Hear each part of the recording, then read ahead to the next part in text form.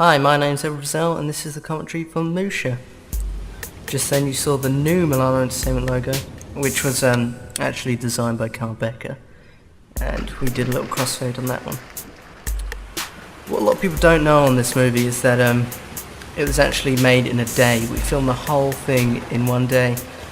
This was something that me and my friend Daniel decided to do because we hadn't done it in a long time, made a movie in a short amount of time because Agents of Destruction took over 6 months, so this was a nice change.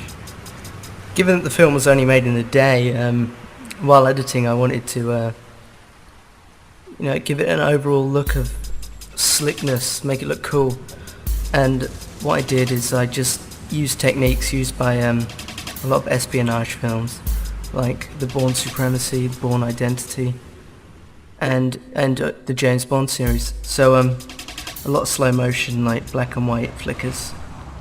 And originally the film didn't have a script, so what I did, I just came up with this storyline about an assassin and basically just worked around that rather than having a script. And I don't prefer it to working with a script, but it is interesting because it can go anywhere, and I like the way this one went.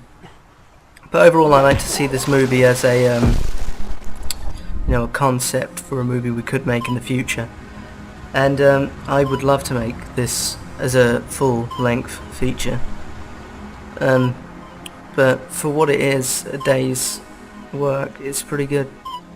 Got to come in, James North, he did really well on this. He starred in some of my older films, Jungle Run and Jungle Gym, and I just wanted to use him in it, and he did really well. It's my brother Robert floating in the background. He didn't hold his breath for that long, that's just it. The clip reversed and then fast forwarded again. You can see it if you look closely.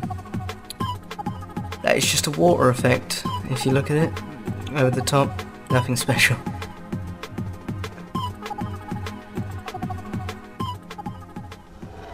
Lord, forgive me. This bit here I wanted to create some character development, so I thought, what would a hitman do, or this hitman do, if he wasn't killing anyone? So I thought maybe praying and asking for forgiveness. So we put that in, and maybe something really mundane like fishing. So I put that in. Yeah. You're about to see my part in the film. I can't remember my name. I think it's Bobby Rocket, Dirty Man. This is a character I based on someone who actually comes in co-op, who would actually come in and speak like that, and he would act really friendly, and I would think, wow, who are you? Alright, mucker. Alright, mucker, yeah. The lines, rather than having a script, we just improvised on a day. We just figured out what lines were going to be important to progress the story, and then use them. In fact, this scene here is the only scene in the whole film which isn't flipped, because we had to actually digitally flip the scenes, because all the locations have been used before in films, or I wanted to use in future films, so I just flipped them to make them look different on first glance. I mean, if you look closer you can tell that they're flipped. I had to dub James because the sound quality in that room wasn't very good, and James was away, so I thought, I might as well just dub it. But you'll notice that my accent kind of drops on several occasions. It's my brother again, making his second appearance. You don't know that. Daniel there, actually driving, yes, he can drive. I know a lot of people ask, whoa, can he drive? Is that his car? Yes, it is. This went really well. This was the first time I ever used the Steadicam for a whole sequence. I know it's a bit shaky there, but the whole going to and from Daniel's car was so cool with the Steadicam, and I want to use it on all my movies now. It's such a neat piece of equipment. That is Daniel's driver's license, not a police badge. I had to turn the pitch down on Daniel's voice just because I want it to sound different. that is his voice. It's just the pitch turned down. I had to, and on this shot here coming up, I had to cut the top of the screen off because the sign there, you can just see it there, it says 30, and because the image is flipped, it says 30 backwards, so I can add that. My second appearance on the film. Another one of the sayings from the guy comes in cart. Alright, Blue. I really don't know who that guy is. I think he's some weirdo who comes in and buys stuff. But, well, like most people who go into the shop. But, he is pretty weird. I don't know what I said there. I've got one more little what, I don't know, I never finished the line. But, day shooting, we got to be quick. So, I just left it as that. I thought, it makes enough sense. You see me go into an Irish accent there while dubbing the James. Another prayer scene here. I wanted to do that again because I wanted to make sure that that just wasn't a one-off saying a prayer to God. I wanted to make it visible that he was Christian. He realised that what he's doing is a sin. I grabbed the ladder in that shot. I always like that. An ode to our revolutionary film Agents of Destruction. I made a pact with Simon that in every film we make, we feature the case for Agents of Destruction, and there it is, he's holding it. That's one of the more obvious ones.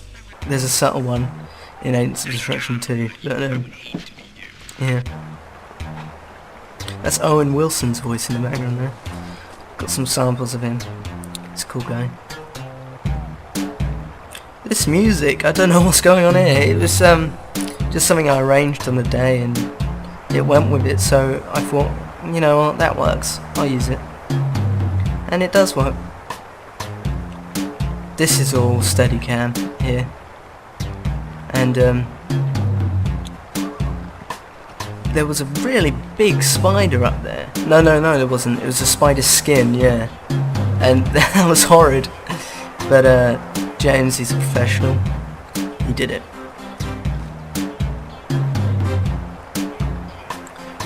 James wanted to say a Spanish line here, and I agreed to it. But the thing I didn't realise is that I don't speak Spanish, and I can't translate Spanish. And when it came to dubbing, I was like, oh, right, what's he say? And also I didn't actually know what it meant. So if you look at the line, it's actually a mistake. It says I am cold, but it's actually hot what it says. James wasn't there to tell me what it was, so a little error there, but nothing too bad. Wow, we're nearing the end of the film. This really is shot. James wanted to do a gate hop here. It's his favourite move. This, the forest scene, I wanted to make look almost black and white, just because I wanted a cold feeling. This is the end of the line, you know. And this is one of the only few scenes where I actually used the real audio from the location. You can't even hear that line, don't even bother trying to hear it. But he says, I got so much on you, kid, you're going down for a long time. There you go. They forced me to do it.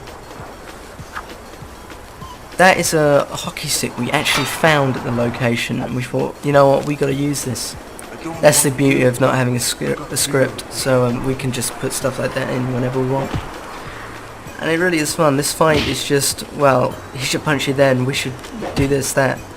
And I like that, it's fun. Kind of felt I was using sound effects repeatedly too much in this, so some of the punches sound the same, and you don't notice it when you first watch it, but the more you watch it, the more you notice it. But I'm not complaining. Well, I am, but I'm sure you're not, I hope. Believably, well, unbelievably, that is the final move. That is it. And it's not quite an ending, but it sure does leave the concept of what I wanted for the film. And for a day's shoot, I was so pleased with this. Editing wise, I'm quite proud of it as well. It really does shine. Fade out. Not very long end credits on here, to be continued yet. That's for the actual proper version, not this one. But the credits were really short, just because it was just made by 4 people. Myself, Daniel North, Robert Russell. Yeah. Simon Jeffrey, that's a made up name by the way, Jose Grandes. Simon Jeffrey would have been involved with this film if he'd have been there, but he was away. The song is from a computer game. I don't know why this is in it. It's cool though. I wanted to include something for the future, so I put this The Gardener teaser look in there. And Aiden's Construction 2, of course. Alright then, see you later.